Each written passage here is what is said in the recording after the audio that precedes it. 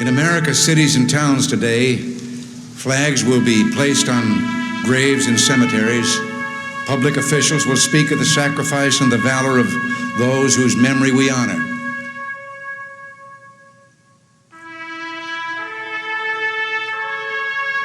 I have no illusions about what little I can add now to the silent testimony of those who gave their lives willingly for their country.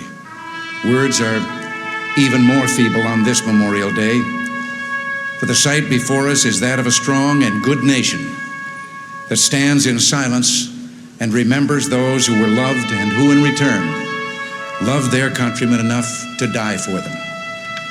Yet we must try to honor them, not for their sakes alone, but for our own. And if words cannot repay the debt we owe these men, surely with our actions, we must strive to keep faith with them and with a vision that led them to battle and a final sacrifice. Our first obligation to them and ourselves is plain enough. The United States and the freedom for which it stands, the freedom for which they died, must endure and prosper. Their lives remind us that freedom is not bought cheaply. It has a cost. It imposes a burden.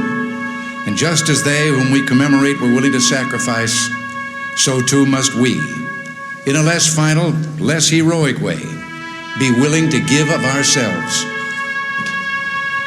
Each died for a cause he considered more important than his own life. Well, they didn't volunteer to die. They volunteered to defend values for which men have always been willing to die if need be, the values which make up what we call civilization. And how they must have wished, in all the ugliness that war brings, that no other generation of young men to follow would have to undergo that same experience. As we honor their memory today, let us pledge that their lives, their sacrifices, their valor shall be justified and remembered for as long as God gives life to this nation. And let us also pledge to do our utmost to carry out what must have been their wish, that no other generation of young men will ever have to share their experiences and repeat their sacrifice.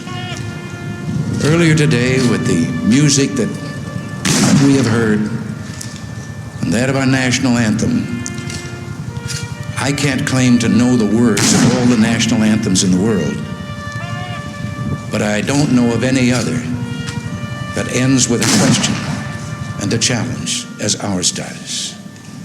Does that flag still wave o'er the land of the free and the home of the brave? That is what we must do.